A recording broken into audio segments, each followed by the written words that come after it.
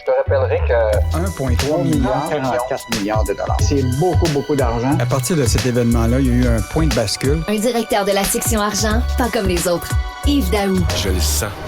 C'est le temps. Le temps de te retrouver, toi, cœur de tout, toi, beau milieu, toi, centre-ville. J'ai si hâte que nos idées s'entre-éclatent, que nos rencontres s'entre-inspirent, que nos traits s'entre-sourient. Mais c'est quoi cette pub-là? Ça faisait partie de la campagne J'aime travailler au centre-ville? Oui, exactement. C'est bien mauvais.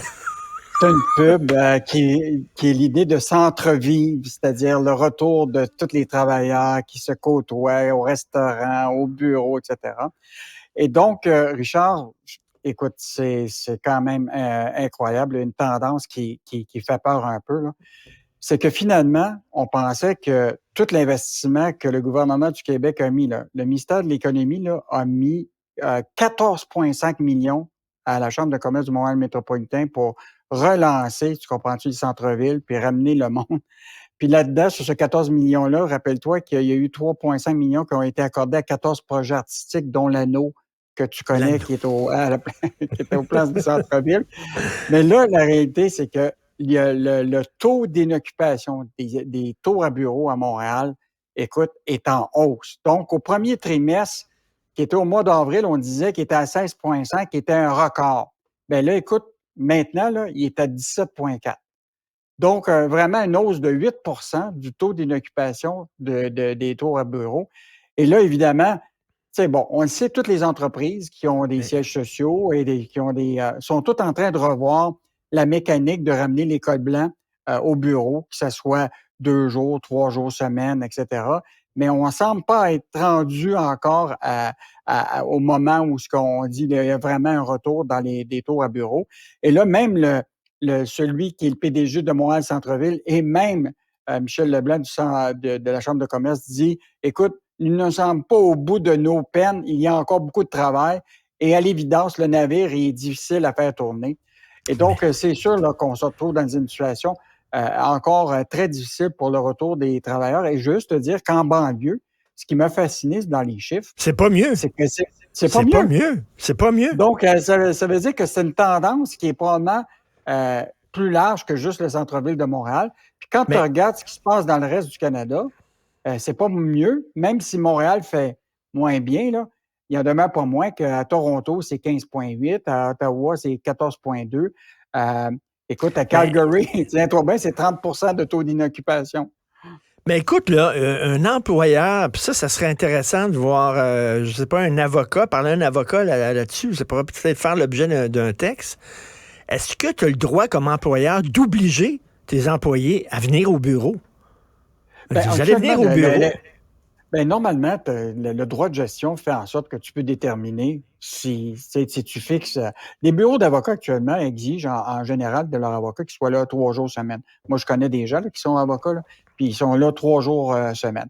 Mais même Desjardins là, est passé de 1 à 2 journées de travail au bureau minimum par semaine depuis le 18 septembre. Il y a un paquet de gens qui ont commencé, même le CN force ses employés à Montréal à 3 jours semaine. Mais tu as des compagnies comme CGI, par exemple, qui n'imposent pas de minimum. C'est-à-dire qu'ils souhaitent un horaire flexible, mais c'est sûr que ça dépend du type d'emploi. Tu sais, c'est sûr que les cols bleus, là, oublie ça, là, tu peux pas servir tes clients dans un commerce à partir de la maison. Mais tous ceux qui sont des cols blancs, bien évidemment, tu sais, en domaine de l'informatique, probablement que c'est plus facile de travailler de la maison. Mais ce qui me fascine, Richard, puis ça serait peut-être intéressant de savoir, c'est tous les édifices à bureaux du gouvernement canadien et québécois. Écoute, le gouvernement du Québec met 14 millions pour faire en sorte qu'on ramène le monde au centre-ville, mais est-ce que les fonctionnaires, eux autres, sont de retour dans leur bureau? Oui. Mais donc, tu dis, mettons, si tu travailles à Tim Hortons, il faut que tu sois là pour servir des beignes aux clients, mais tu sais, il n'y en aurait plus bientôt. Là. C'est parce que si les gens vont plus travailler au centre-ville, les commerces qui sont au centre-ville, ils vont crever la bouche ouverte. C'est une spirale vers le bas, là. Mais Richard, et un des impacts là, que j'ai remarqué, il y a des gens qui me disent qu'ils travaillent, eux autres, là, ils sont retournés à leur bureau, mais quand ils veulent aller manger au restaurant, là, les prix ont tellement augmenté, oui. Tu comprends-tu, que parce qu'il y a moins de monde, donc les commerçants ou en tout cas les restaurants augmentent leurs prix, on le sait avec l'inflation.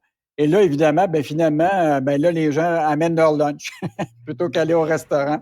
Donc, puis en plus, tous les gens là, qui s'inquiètent de la circulation. Et quelqu'un me disait, avant, il allait au centre-ville de Montréal, puis il trouvait des petits chemins pour être capable d'éviter les artères où il y a plus de circulation, puis essayer de trouver des petits chemins à Montréal. Écoute, tu peux pas parce qu'il y a plein de travaux partout.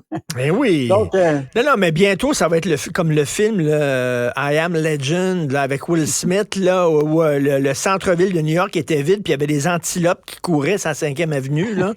On va voir ça, des bêtes sauvages courir sur la rue Sainte-Catherine parce qu'il ne restera pas un mot du chat. C'est quand même assez inquiétant. Tu veux me parler d'inflation, moins bien manger à cause de l'inflation? Donc, tu connais Sylvain Charlebois, Richard, qui est le spécialiste dans l'alimentation. Et lui, le laboratoire de l'Université de Dalhousie mène tout le temps des sondages. Et là, ils ont fait un sondage auprès de 5000 Canadiens, dont à peu près 1300 Québécois. Et ce qui ressort, là, c'est qu'on le sait, là, avec l'inflation, les gens ont changé complètement leur habitude de consommation à l'épicerie.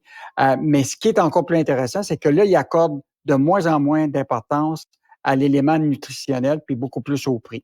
Donc, 50% des Québécois privilégient le prix que la qualité de leur alimentation, puis ils sont 58% à se préoccuper de leur santé à long terme, compte tenu de la diminution de la qualité de ce qu'ils achètent. Écoute, il y a au moins 50% des gens là, qui achètent moins de viande depuis les 12 derniers mois. Tu comprends-tu? Parce que je ne sais pas si tu as vu récemment, mais le prix de la viande augmente de façon astronomique. Donc, les gens ont diminué la quantité de viande. Et ce qui est encore plus intéressant, c'est que les jeunes sont plus préoccupés pour leur santé à long terme. Et donc, mais c'est quand même, c'est pas des bonnes nouvelles, ça, que les gens mangent moins bien parce que, tu sais, c'est pas parce qu'ils ont décidé de moins manger de viande parce qu'ils ont décidé de changer leur régime alimentaire, c'est parce qu'ils ont plus d'argent.